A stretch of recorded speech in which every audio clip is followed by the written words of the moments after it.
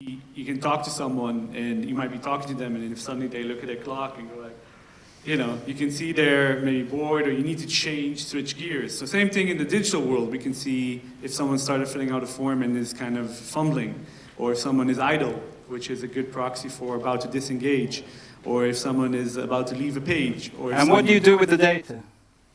So what we do essentially is, you have this data already. If anyone has ever here used Google Analytics or any kind of marketing software, it collects all the data. What we do is we make a story out of data quickly and determine a behavior, and then we let marketers create what we call a reaction to that data. And the reaction is a visual, in our case it's a visual change that happens in real time.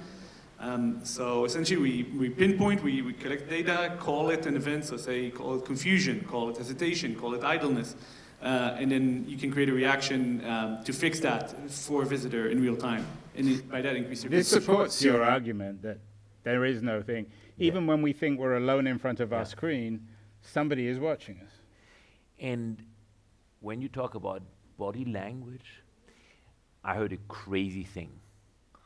There's a company in UK which does shoe analytics. So to protect the privacy of people, they only watch like the top, 10 centimeters of people in the store, and that is enough to know how people are moving. No facial recognition, just shoe recognition. And it's just crazy, the traces we leave, literally speaking. Say a little bit more about what a data refinery is. Is it like an oil refinery? So the idea is that raw oil is pretty useless. If you're finding some oil in your backyard, good luck with that. But when it's refined, that's what people are paying for. And we couldn't imagine living in a world without oil. Similarly, I think raw data isn't all that useful. But when it's refined, it becomes valuable. Now, here's a question for the audience. What is the value of data? Ron Carter from Slides. What do you think?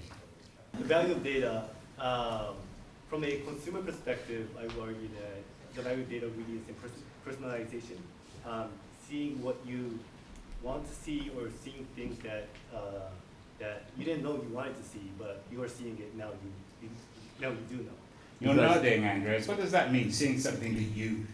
Surely we all know our own data, don't we? No, we have no idea.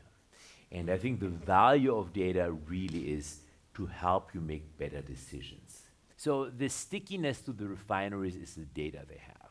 So Facebook, indeed, having my social graph, also having my communication history, is quite a part of myself. I think how we think about ourselves really has changed based on Facebook. What we post. That's what you're talking about, the post-privacy age. Yeah. So we're living in public now. Yeah.